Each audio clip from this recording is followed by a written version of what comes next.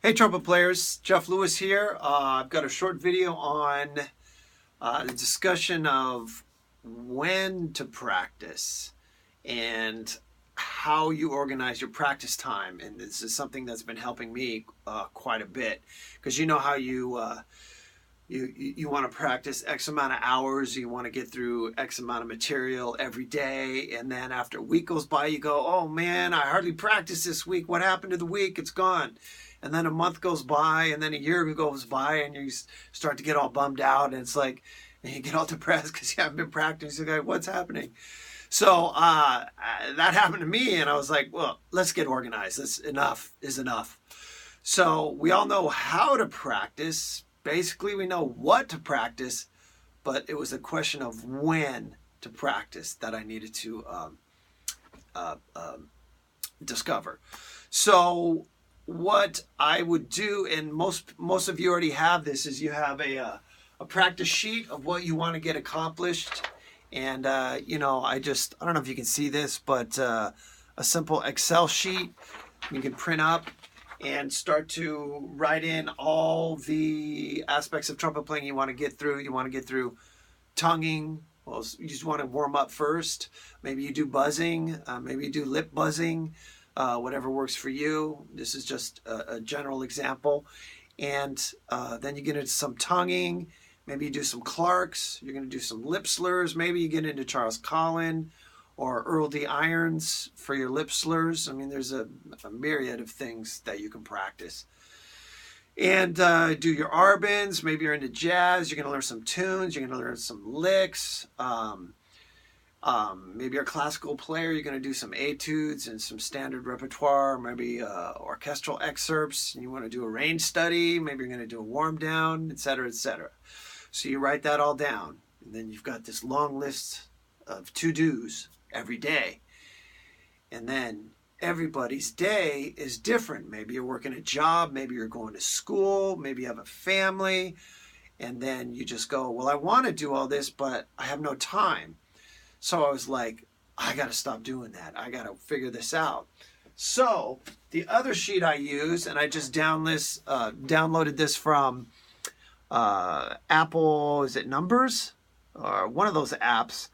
And it's the daily schedule. And mine starts here at 6:30 a.m. and goes till midnight, right? So I fill in the sheet with all the activities I have to do. You got to eat, right? You got to sleep. Maybe you're working. Fill all that in every day, each day, right? And then maybe you want to get in 2 hours of practice. So you see, doing your schedule every day, where am I going to practice? All right, I got an hour here, and I actually write in practice after work or after school from 3 to 4, and I write it in every day, okay? Or maybe it's after work. You get off work at 8 p.m., right? So I'm going to practice from 8:30 to 9:30, right?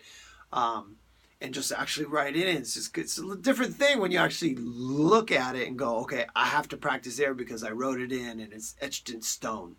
And you do that for every day of the week, because for most of us, we're super busy and every day's different.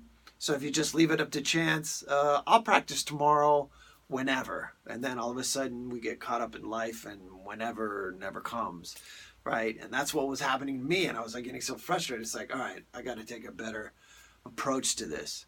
So I actually write down a schedule, right, in addition to what I'm going to practice. And some people say, it's good to have a breakfast practice session, a lunch practice session, and a dinner practice session.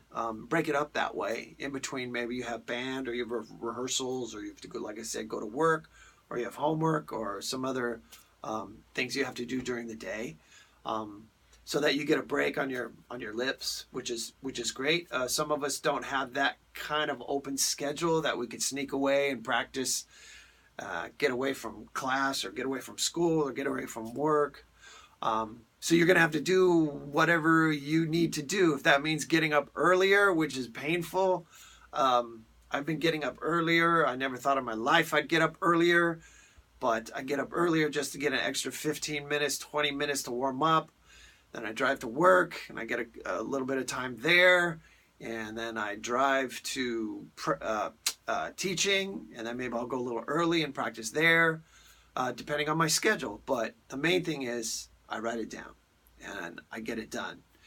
And the key, I think, is consistency. I think it's better to practice shorter sessions every day rather than not practice for 4 days and practice 3 hours and then not practice for 2 days. So I think the key is in the consistency. That seems to be helping me, at least for me. Maybe you don't need to practice as much, or you have a different, method of approaching trumpet. And I'm all about whatever works for you.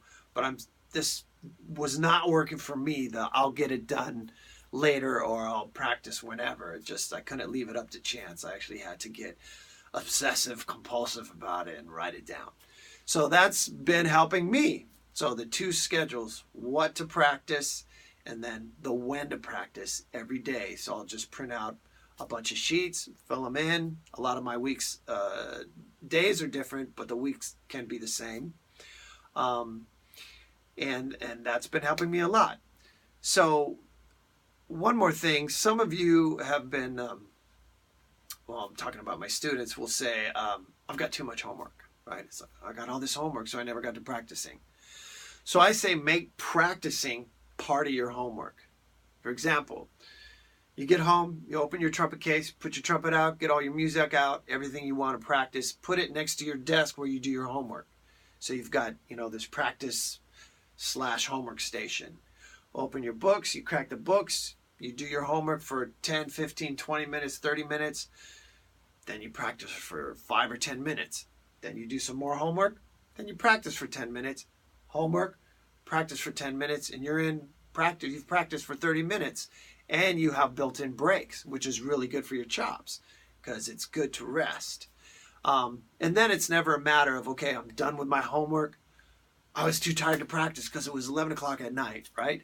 So that's been really helping my students too, because it's like, oh yeah, well, it's kind of like another class, right? Trumpet, right? And you think of it that way, half hours for some beginning and intermediate students and students in junior high and elementary school and high school, that's a good practice session right there. So that's also been helping. And for the older students, a lot of times, maybe you're working 2 jobs and you're going to school at the same time, and you just seem to like a half hour of time is golden. And then they say, well, it's too late. I can't practice anywhere because it's too late. I'm going to wake up the neighbors, right? And you don't want to do that. You don't want to have the cops knocking on your door and saying it's too loud, which has happened to me. So a couple things, suggestions is if you have a car, that's your rolling practice room, right? Maybe if you can go in your car, just as long as it's safe, and practice in your car. Practice mutes. That's a great way of getting some time in. I can't recommend only practicing in a practice mute because it's a different compression. It feels different. And I lived in an apartment and I practiced a lot in a practice mute, and it was a little weird because I got really good at practicing in the mute and then playing open. It was a little different. But in a pinch, if you want to get some things done late at night, you're not going to wake people up. The Yamaha practice mute is really great because it's what they call it, a silent brass. It's really quiet. The other thing you can do is I would practice in a closet. If I lived somewhere where I had like one of those walk-in closets and there's all kind of clothes which kind of dampen the sound, I'd practice in there. Or maybe I'd practice in there with a mute, right? So if you've got really neighbors that are really close, like an apartment or a townhome or something. So trumpet players, we got it a little easier than sax players because we can play in a mute. So hopefully that helps on the when to practice. And thanks for watching, and more videos to come. Thanks.